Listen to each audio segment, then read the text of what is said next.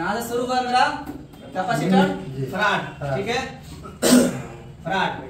ये सबसे पहला है, तो इसका है नॉट अवेलेबल इन फोन, ठीक है। उसके बाद आया मिली फराड, मिली फराड। ये भी होता है नॉट यूज इन फोन या फिर पीसीबी, ठीक है। उसके बाद क्या आया?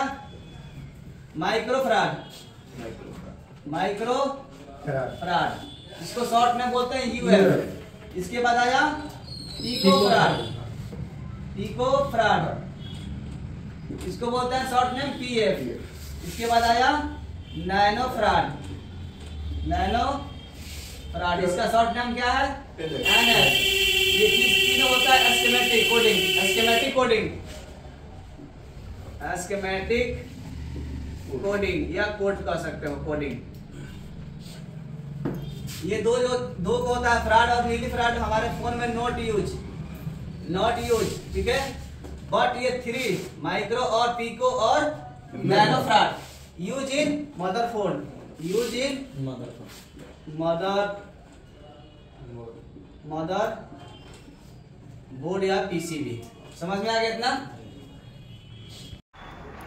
एस्केमेटिक कोडिंग में बस यही चीज़ ध्यान देना पड़ता है कि कौन सा कैपेसिटर माइक्रो फराड है, कौन सा कैपेसिटर पिको फराड है, कौन सा कैपेसिटर नैनो फराड है, और वो कितना वोल्ट का लगा हुआ है, और उसका कैपेसिटी क्या है, उसकी साइज़ क्या है, और वो किस सेक्शन में लगा हुआ है, पैरेलल में लगा है या फिर सीरीज में लगा हुआ है।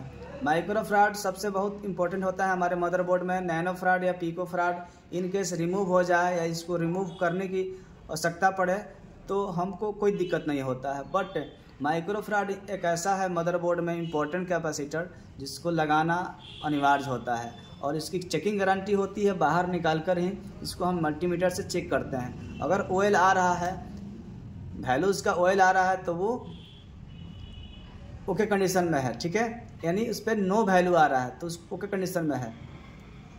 अगर 0-0 और बीप की आवाज़ साउंड आ रही है तो वो शॉर्ट है, और अप डाउन की वैल्यू आ रही है तो वो लीकेज कंडीशन में होता है। इस टाइप से हमारा कैपेसिटर चेकिंग होता है।